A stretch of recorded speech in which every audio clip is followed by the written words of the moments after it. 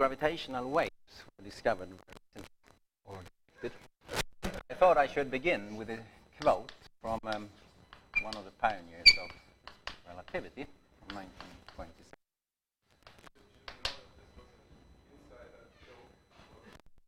Yeah, but you should know that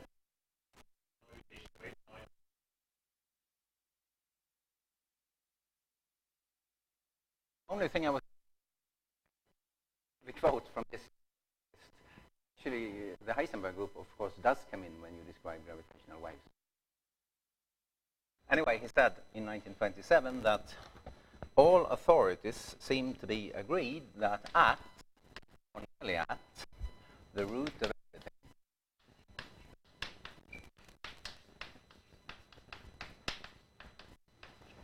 physical world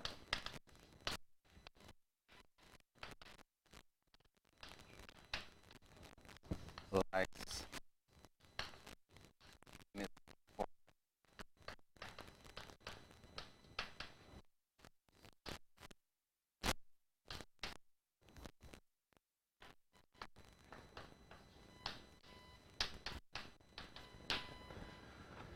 and this is, of course, a Lie algebra of the Heisenberg group. Now, a few years later, Weyl, in his book on group theory mechanics, introduced a finite dimensional version of this group, which we tend to write as follows. So it has a presentation like this.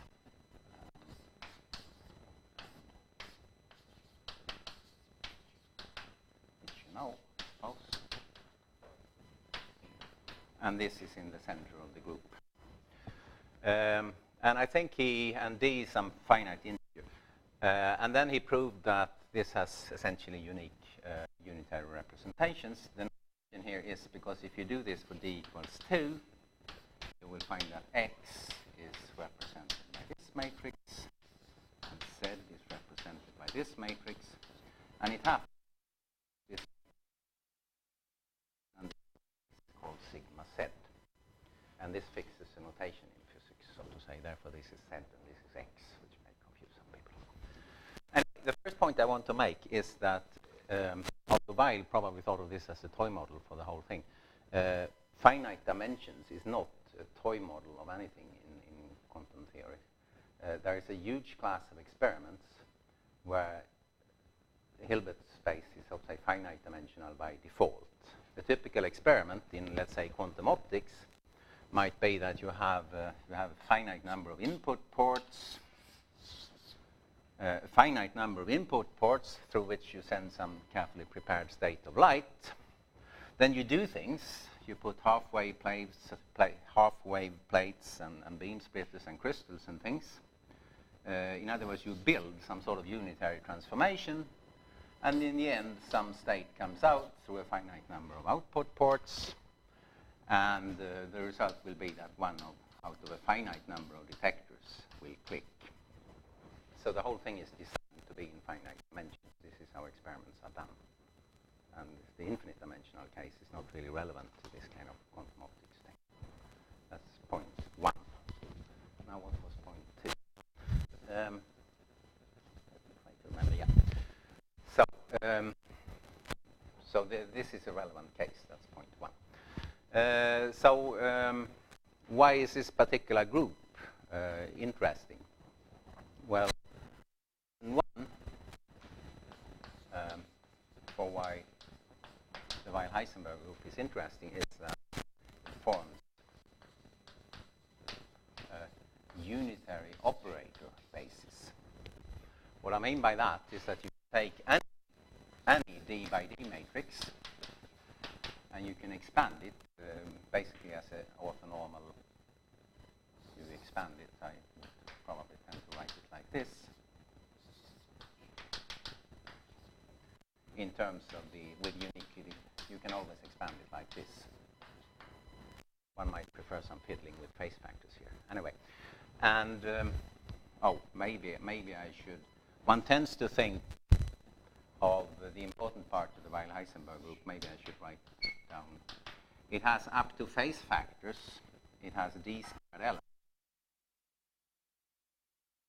This is a way of collecting them, which is nice because it gives the group law in a nice form, where tau is some phase factor, which is e to the I pi minus, actually. Well, and the point is that the trace, these things are orthogonal in the following sense. This is 0 unless they are the same. So it's a unitary operator basis. And suppose I should say something about quantum mechanics, right? Because this is so far not quantum mechanics.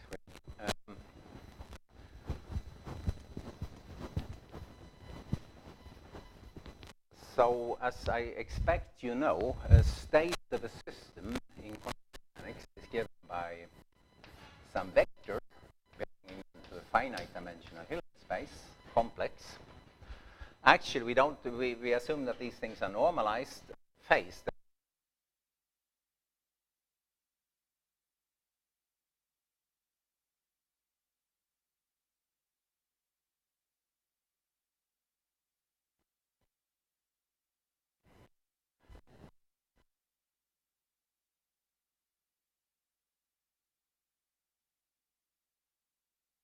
Wondering,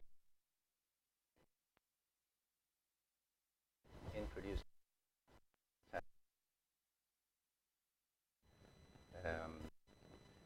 And I think that actually people probably know that.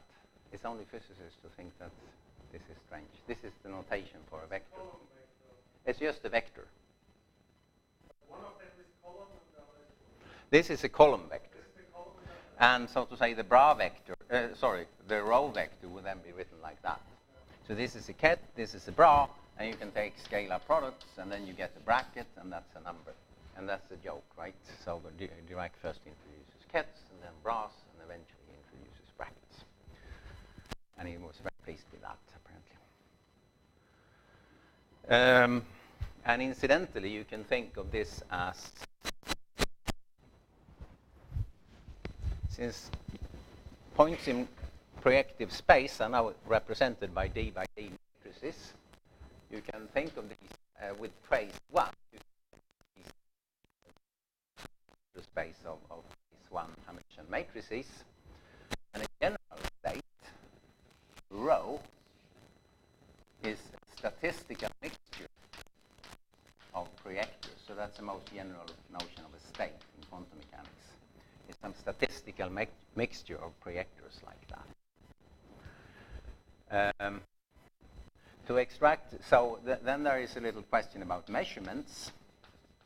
How do you figure out that a particular thing is in that state? Well, what you can do is that you can fix an orthonormal basis in your Hilbert space. And then you can perform an experiment yielding 1 out of d possible outcomes, such that the probability to get the ith outcome is given by this scalar probability squared, which, if you like, you can write on the form trace projective times, I simply call psi rho. So this is how things are measured. There's a famous picture that goes with that. If you put 2 dimensions, then the projective space here is simply a sphere. It's the surface of a sphere. It's really a 2-dimensional space because I'm ignoring the faces.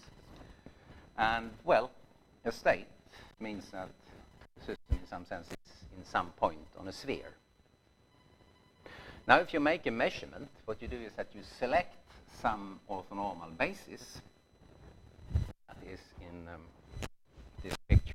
Orthonormal basis consists of 2 vectors, or 2 points at antipodal points on the sphere. And then you make the measurement, and then you get 1 out of the 2 outcomes, possible outcomes.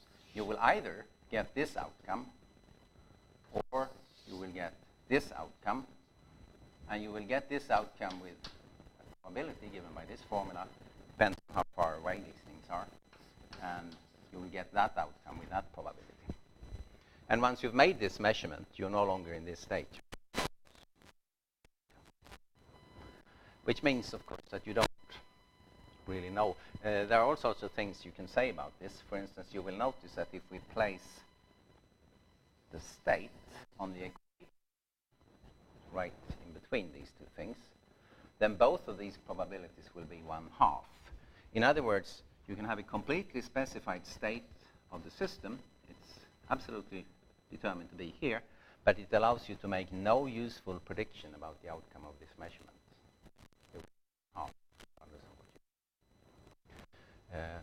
It's a similar picture that goes with higher dimensions, but it's harder to draw, so I'm not going to do that. A particularly interesting way to build up higher dimensional things in quantum mechanics is to consider tensor products of Hilbert spaces. So if you have, maybe you have 2 photons, both of them, or whatever, a system with dimension d1, and then you take the tensor product, the set of all possible states for the combined things. So a general state in this tensor product Hilbert space would be something like this. So there are 2 sums now. And you put some complex matrix there, and you have bases in the individual Hilbert space. So there are d² components now on the state vector. And now now we're slowly getting to the point which I rubbed out here, namely, is the Weyl Heisenberg group interesting? Well, it's because it forms a unitary operator basis. So once you know that composite systems are described in this way, you can ask, for instance, okay, so in general this is some d by d matrix, but suppose you put the following state, which I can call U. So you put the unitary matrix there.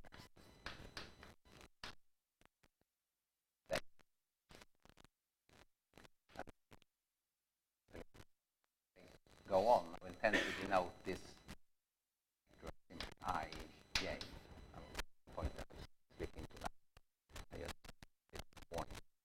Now it happens that this is very kind of composite state.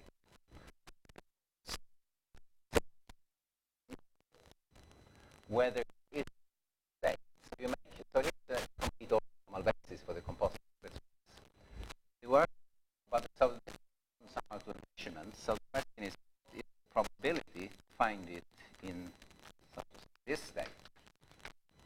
Well, you take the scalar product, state here, and you take the modulus squared. Maybe you're not the physics.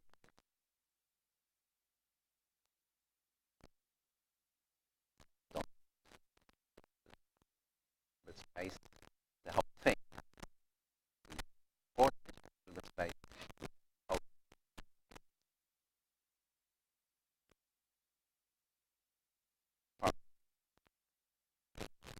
So you care about the outcome here. So you sum outcomes. You sum up those. Then it happens that if you choose your state to be that, for all these things, that this is this, that it is, there's nothing about it. Such that the first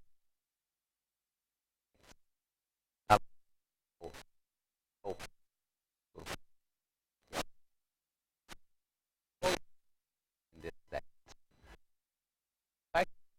The thing you not parts or between the 2 parts, and that's it. Yeah. So this is an interesting kind of state. And you produce it from so you simply write like this. You put a unit matrix there. And then use the state. If you have this state available to start with, you can produce all of those. So it turns out that U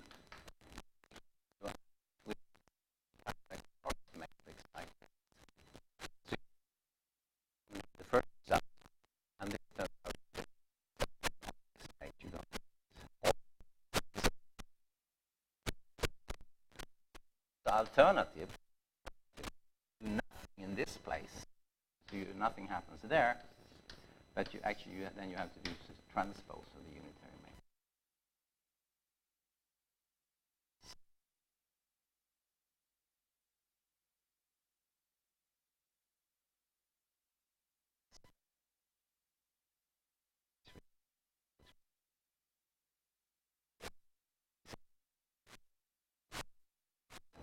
As a general unitary matrix.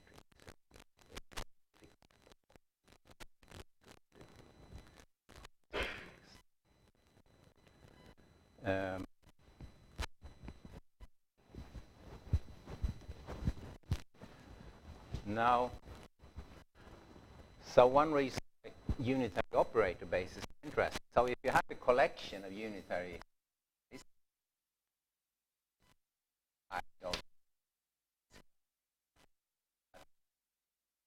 U, I, U, J, and one of them being daggered, is equal to delta I J. So this is a unitary operator basis. This is what you get from the Weyl Heisenberg group.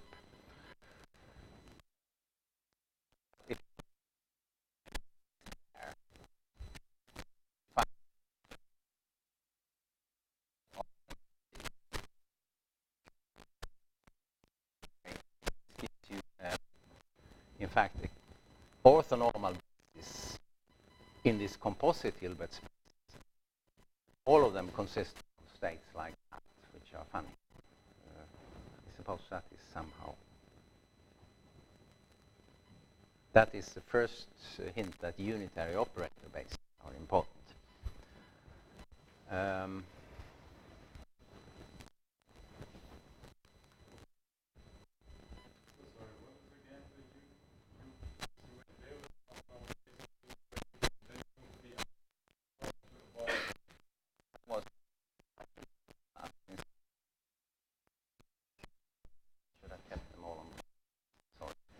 This was just by accident.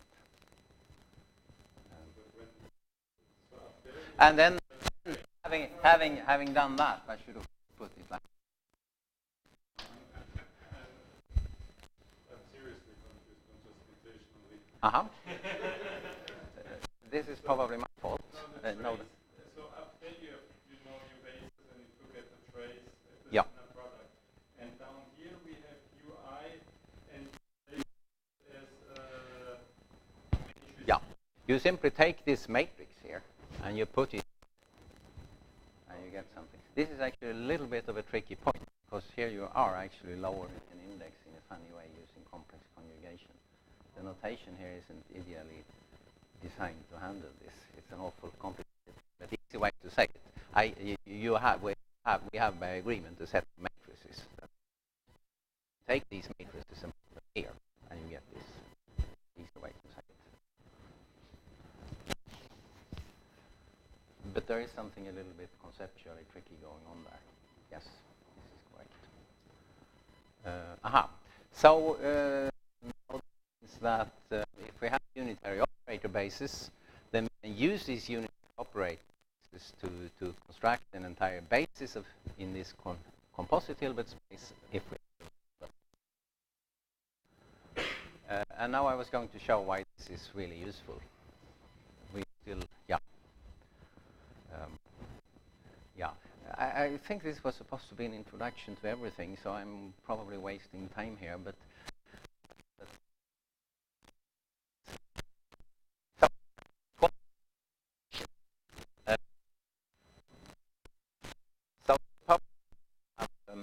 two parties.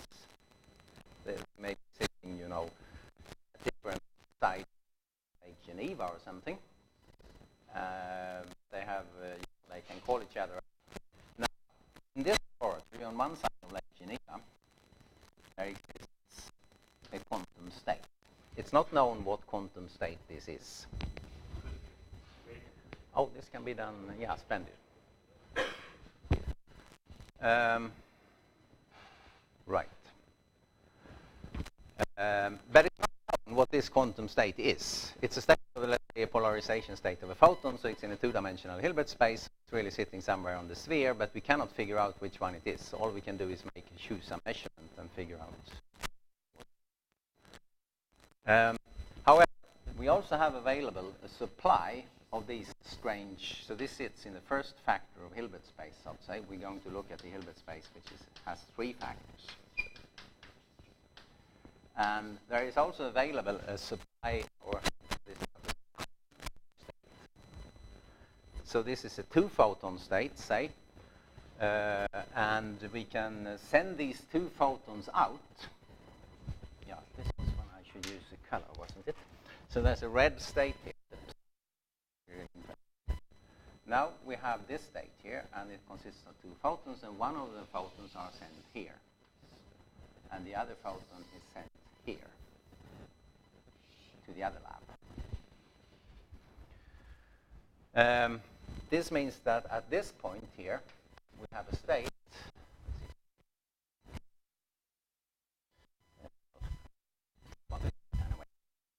So at this point, state is the unknown state.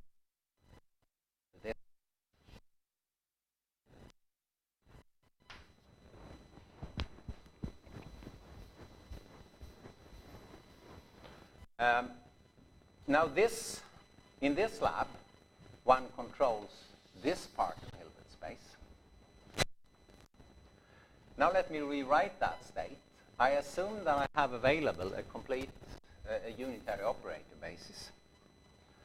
So the following thing, if I sum over all the unitary operators like that, and I'm not going to care now about whether the indices are up or down. I'm going to put them, one tends to put them down after a while, or wherever it's convenient.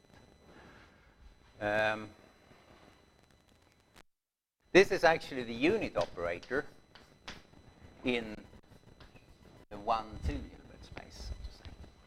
So I apply this, I simply rewrite the state as this.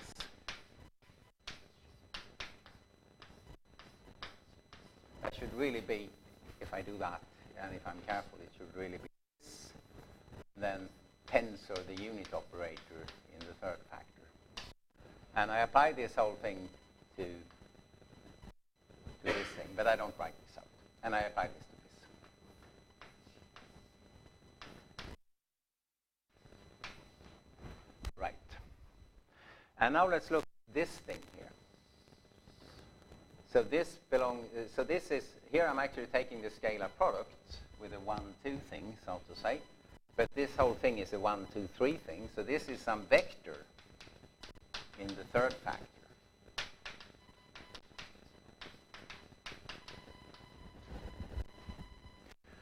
And, well, plug in this for omega. You plug in this with ui for ui, and you do the calculation. And I claim that what will come out, the vector in the 3rd factor that comes out, is simply the unitary operator ui. Actually, it's transpose acting on psi, where psi is actually this thing. One can actually rewrite it like that. I'm not going to do that for you. I just inform you that it's a little calculation that one can perform, and one finds that surprisingly it's like that. And nothing has happened here. The physical state here is still that, and the physical state here is whatever it is, something. Sorry, the physical state is still this, but it's shared out between the 2 places.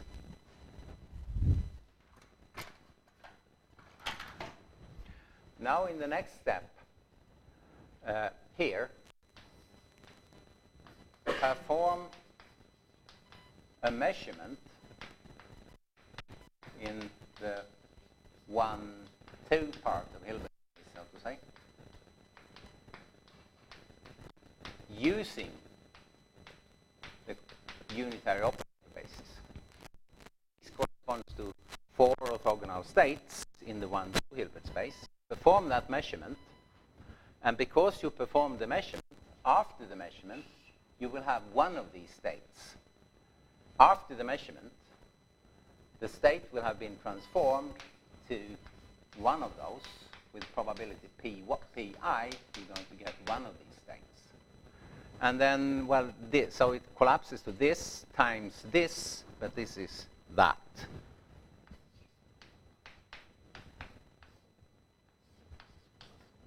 So this is now the global state for the whole thing. It collapses from this to this because of the measurement that is performed here. And of course, the person making this measurement knows which outcome he got.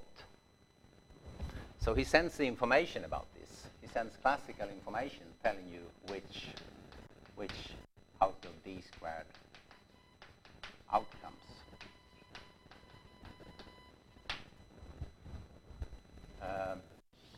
This is received here, and here, as far this is now a product vector, so the state here really is this.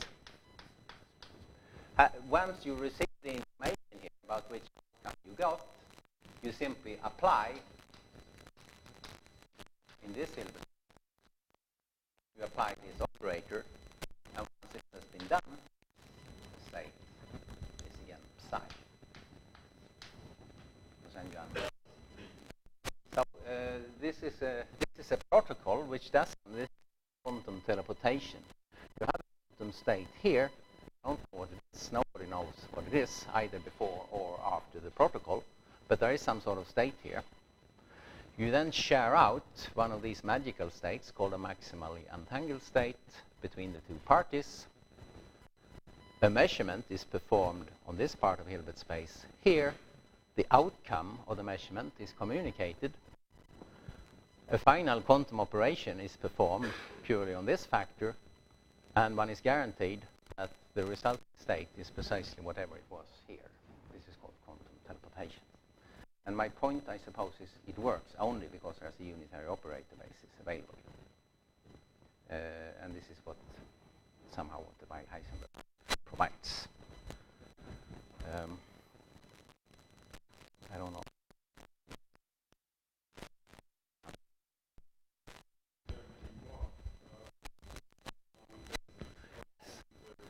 Yeah.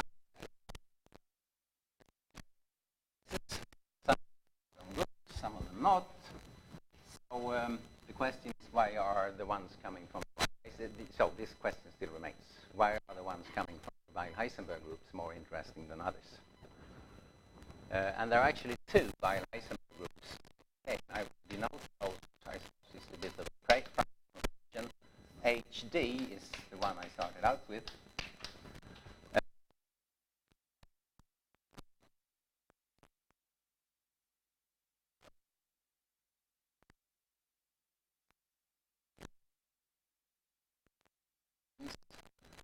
It's a direct product group.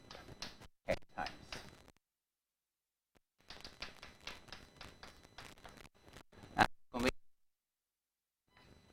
Which I'm going to do, that D is a prime number. So these two groups are not isomorphic. These are two different groups.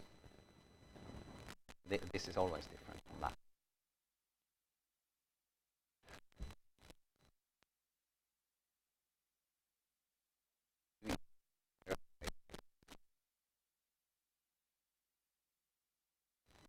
From the groups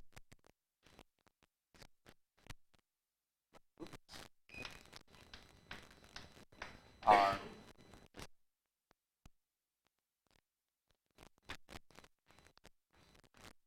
I should press unit because the whole somehow spirit here is that you want to do things in the lab, so to say. One is actually trying to perform various things. So especially goes A,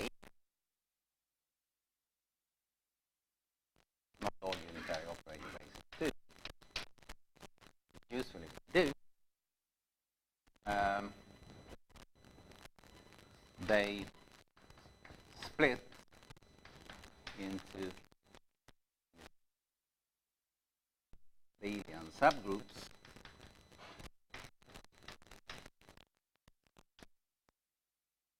particularly interesting way, in an interesting way.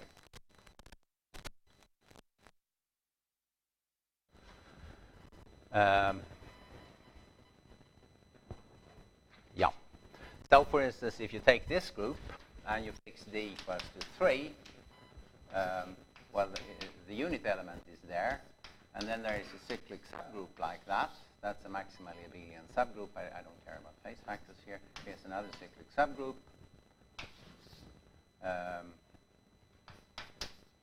Here's another cyclic subgroup. And here are the remaining elements, also form a cyclic subgroup. So in fact, it splits into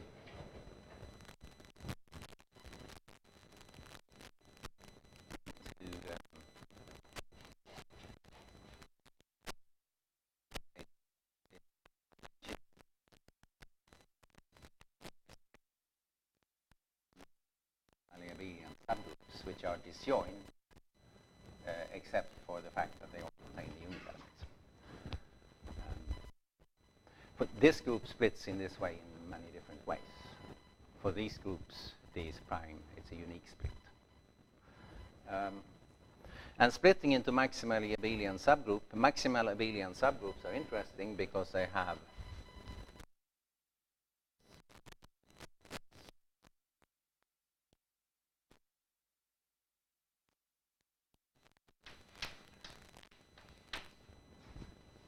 so if you have enough mutually commuting operators, they will have a unique eigenbasis associated to them.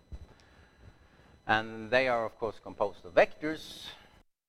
Vectors in those called here stabilized states.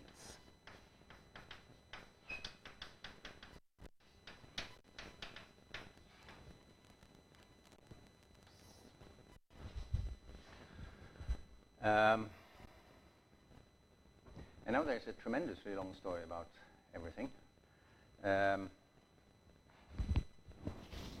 But as I was sort of hinting when we considered composite Hilbert spaces, one has in the actual experiments, one divides the system into parts and manipulates one of them with matrices like which are tensor products of etc.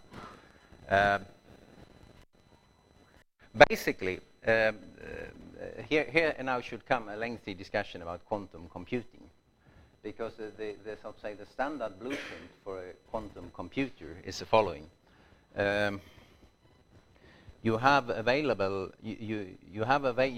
basically available hardwired into your laboratory all the operations in the Heisenberg group, as well as all the operations in the Clifford group, which is the automorphism group of the Weyl Heisenberg group. These operations have the property that they permute the stabilized states among themselves. So then you start out your quantum computers. You can do any operation in the Clifford group. It starts permuting the stabilizer states. And you invent clever protocols like this one to make sure that you have error correcting codes and things available. They are sort of done by sort of clever variations on this theme, if you put it like that. And occasionally, you have to feed this computer, just as in order to perform the teleportation protocol, we had to feed it with a state which was not a product state. Similarly, you have to feed occasionally the quantum computer with a state which is not a stabilized state, but you still do only the Clifford operations that are wired into the machine. And in this way, eventually, you can produce a universal quantum computer. Yeah, this is all I'm going to say about that, I think. Reflection. And I'll spend the last few minutes on saying a little bit more about this split here, which happened here. And then I'm going to mention one more thing.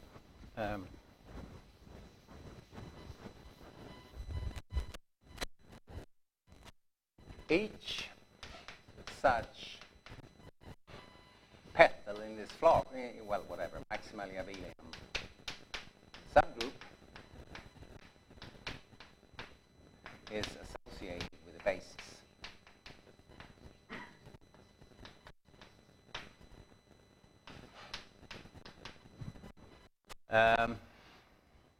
If and only if the unitary operator basis splits in this way,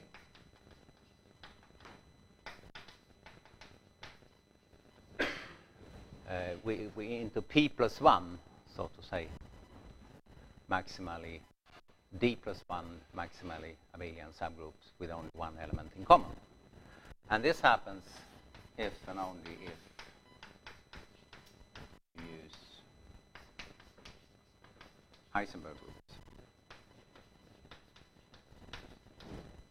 Either this one or that d equal to a prime. This is the only case where this happens. Then the unitary operator basis splits like, oh, I shouldn't say that. That's not quite true. Oh, I exaggerate. It's totally not known if this is true, if and only if. But the only group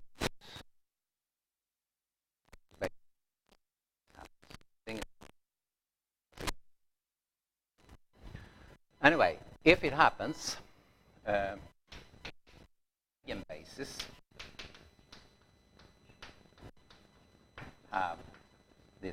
have the property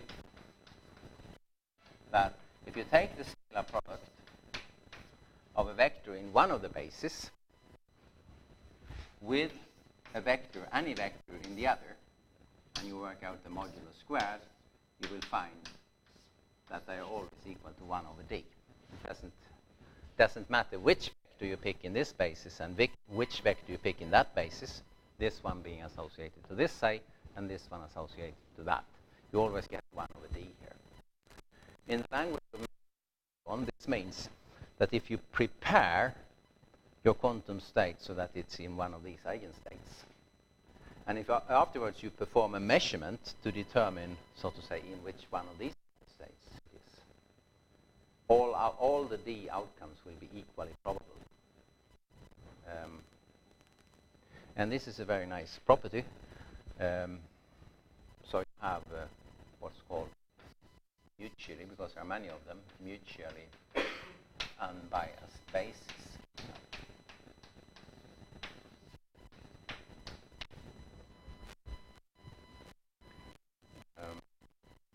Yeah. And in short, let's use these things are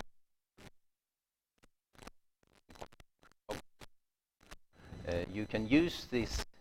You can use the existence of mutual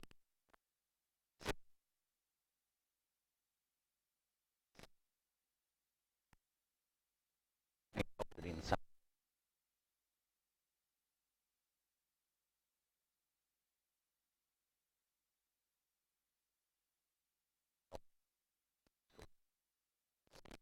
In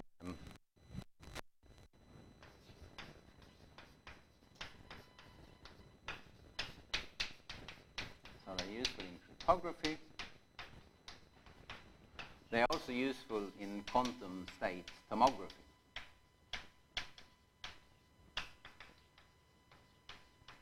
The setup then is that you have a large number of copies of your state from one of these measurements. So because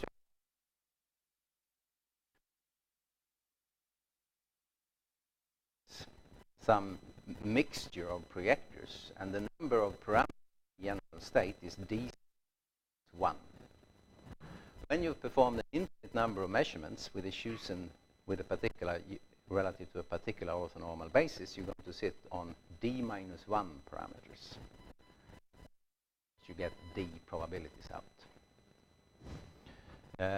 Which means that in order to completely determine the state, you have to perform d plus 1 different measurements of this kind, because then the numbers match up, as you can see. Performing d plus 1 different orthonormal measurements an infinite number of times, on the each time you get this many parameters fixed, and in this way you fix the whole thing. Now the question is, how are you going to choose your d plus 1 different measurements? And the optimal way, in a particular sense, if you choose them mutually unbiased in this sense. But I have because you will talk about some more advanced thing to do with that later, right?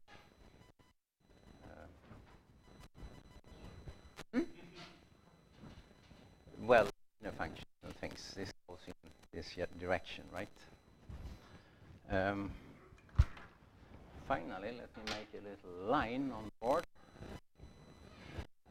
like here. I'm bringing up one topic.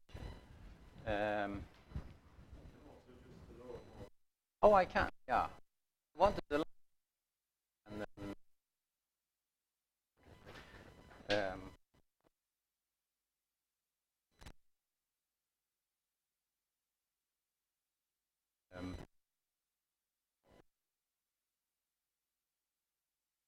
things, particularly if that too. I should for something known as a complex projective 2 design, which there are great experts in the audience. Yes, but I'm afraid with 5 minutes it's a bit hard. So let me go straight to the somewhat odd-looking question. From a certain point of view, again connected to quantum state tomography, a set you would like to have this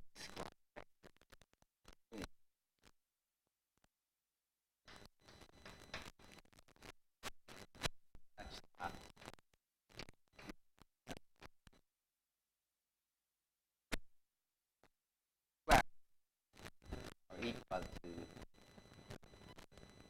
is basically a constant. It's actually have to be equal to 1 over d plus 1.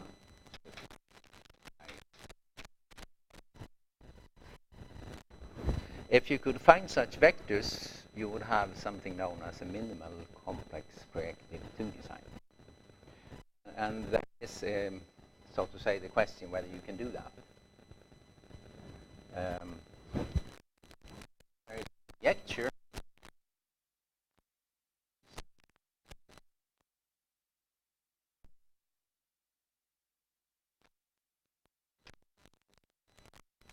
called C.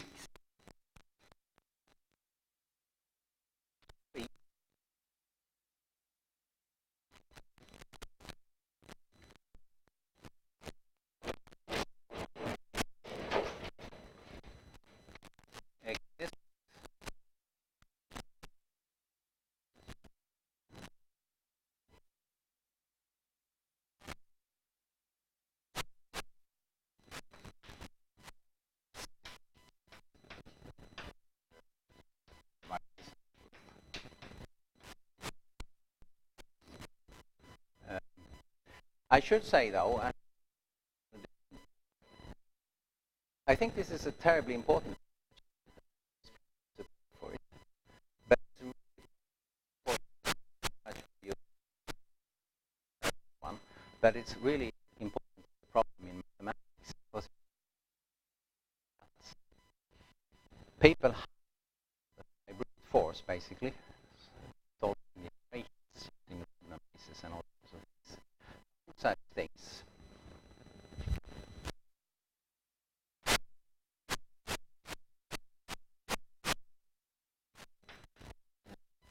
Up to dimension. No.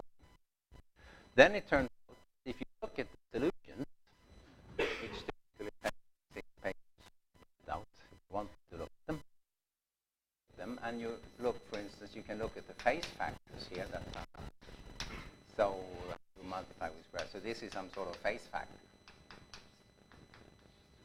These things turn out to be not just arbitrary complex numbers. These things turn out to be units in a particularly interesting kind of algebraic number fields.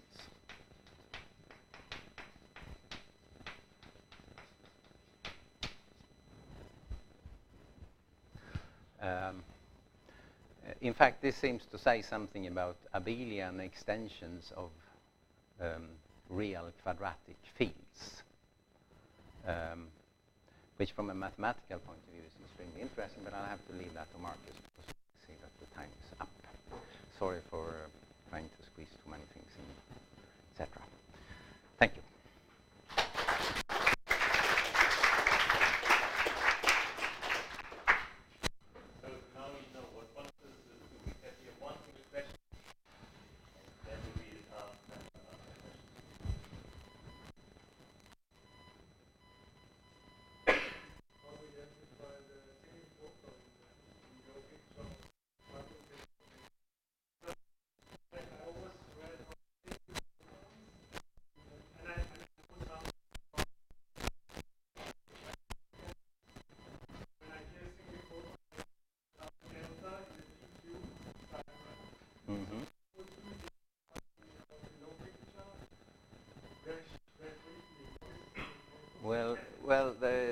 famous physicist by the name of William Lamb, who once said that there should be a special license that you have to apply for before you are allowed to use the word photon, and I don't have that, but you can considerable extent you can find something called sources, which are called single photons, which emit laser light, which is sort of supposed to consist only of single photons.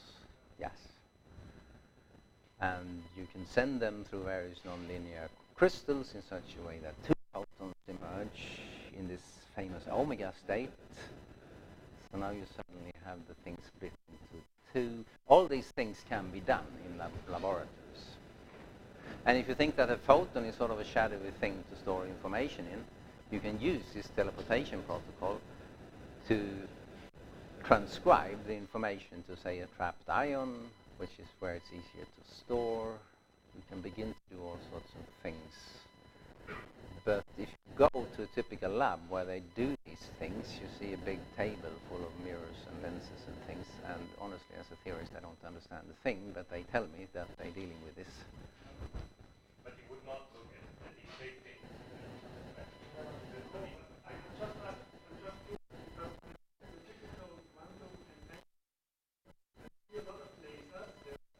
Yeah, yeah.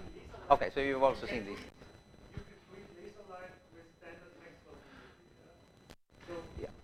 Yeah, but the question is if an equipment provider claims that can detect dual. One is it's easier on the detection side. A single photon produces a single click in one detector, and then it's over. So it's a photon in some sense is a click in a detector.